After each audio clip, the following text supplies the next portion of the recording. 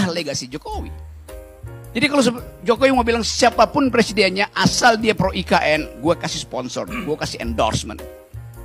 Prabowo apalagi pro IKN pasti itu. Golkar pro IKN.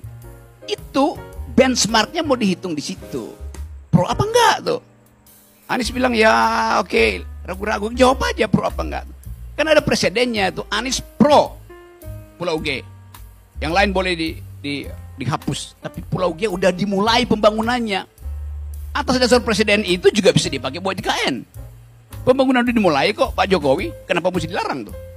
Tetapi ethical imperatif mau kita uji. Kalau mau bilang perubahan, lakukan sejak sekarang, ucapkan. Saya nggak akan IKN itu diteruskan. Supaya rakyat tahu bahwa yang dibeli dia itu adalah kucing, bukan kampret.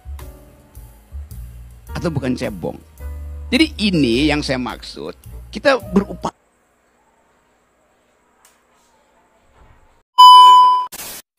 Baru-baru ini viral kenapa jalan di Lampung, di Jambi, dan juga di Makassar rusak luar biasa.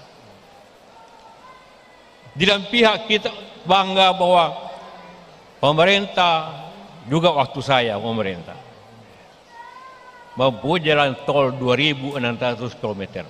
Kita penting, kalau tidak macet untuk Lebaran. Dan lainnya penting sekali jalan tol. Tetapi 170.000 km jalan rusak di Indonesia. Itu data BPS. Artinya adalah orang bisa menganggap kalau mau jalan baik hanya orang mampu yang bisa jalan baik karena dibayar. Tapi jalan rakyat yang dijalani tiap hari oleh petani kita, oleh pedagang kecil kita, oleh siapapun, rusak tidak diperbaiki. Itu ketidakadilan untuk rakyat.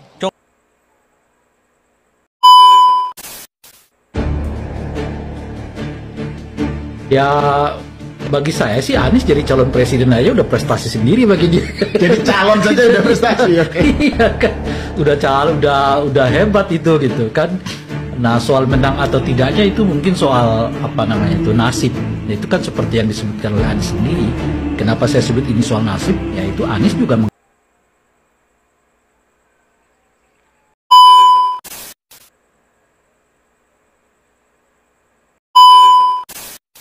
Saya tidak peduli.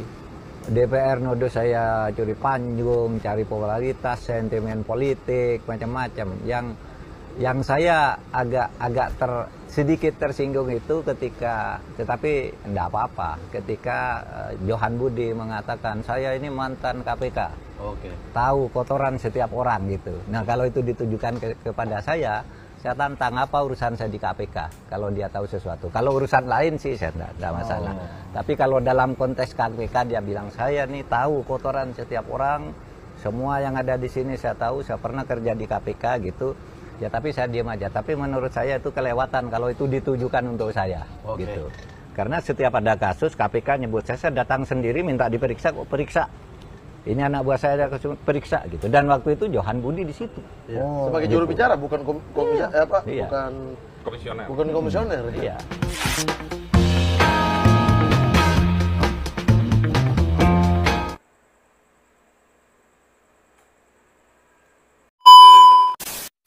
Pak Ma'ruf itu dulunya sama-sama di BPIP. Waktu itu masih UKP PIP. Terus setelah itu yaitu ada Pak Mahfud tuh, saya lihat tuh, mana dia tadi ya, ada deh, nah itu. Terus saya bilang gini, Pak, ntar kalau ini saya minta izin untuk pendamping Bapak itu Pak Ma'ruf ya gitu. Saya bilang sama Pak Ma'ruf kan, terus bilang Pak Mahfud diambil sebagai Menko Polkam. Terus saya bilang sama mereka, kok enak amat ya, aku tadinya bosnya mereka.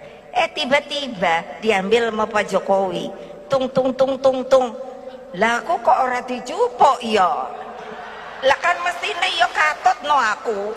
Enggak. Tetap aja BPIP. Yo, ya udah karena saya nggak cari kuasa, tahu nggak?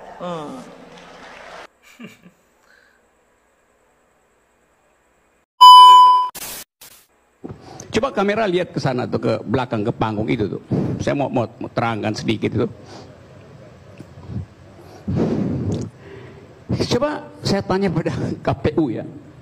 Dari 4 wajah itu, yang potensi memalukan publik yang mana?